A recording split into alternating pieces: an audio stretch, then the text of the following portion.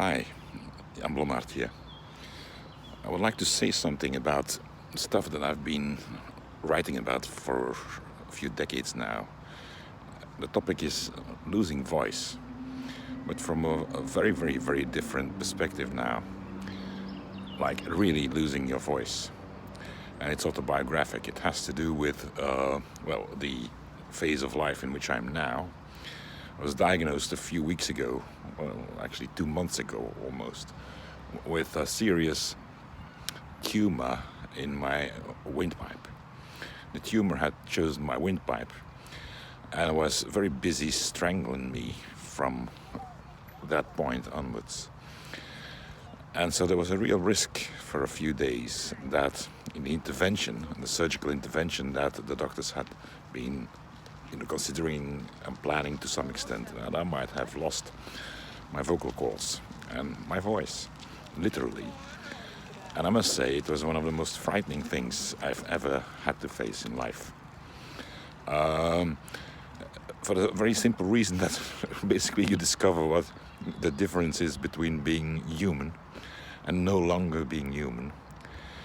Is a difference to be able to express yourself more or less adequately, even with difficulty, but more or less adequately, so as to convey a message that really makes a bit of sense to the interlocutor. And I had this perspective for a few days that it might not work, that I might lose that capacity. There was an intervention, so they basically implanted a plastic device here in my throat that enabled me to breathe and to survive, while other forms of therapy were scheduled and also practiced. And it's only yesterday that the plastic was removed and that I'm now able again, to use my normal voice. Meaning, in a very simple way, air coming straight from my lungs and going through that system of, the vocal cords and so on, and out through the mouth. It's very basic, very basic. Now, you have no idea how happy I am that I have this capacity back. I was about to lose it. I was about to lose my voice. Now to the stuff that I've been working on for a few decades now. I believe that what I experienced was just an extreme degree of a more general phenomenon, which is losing voice. And losing voice means that you stop being human, a full human, both in a way to yourself. You are no longer able of doing everything that a complete human being ought to be able to do, but you're also not recognized as such.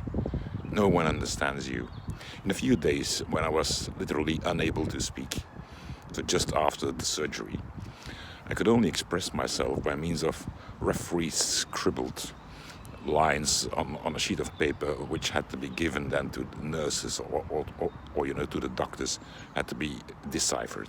All right, very, very clumsy forms of communication. It didn't really work, and of course they were not very satisfactory at all.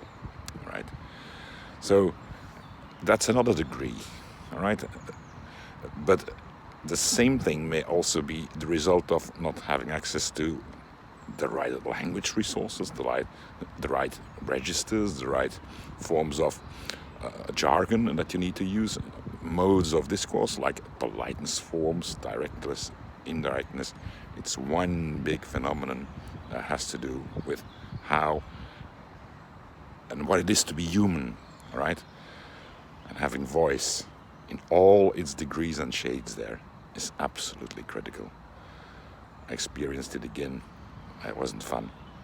Thank you very much.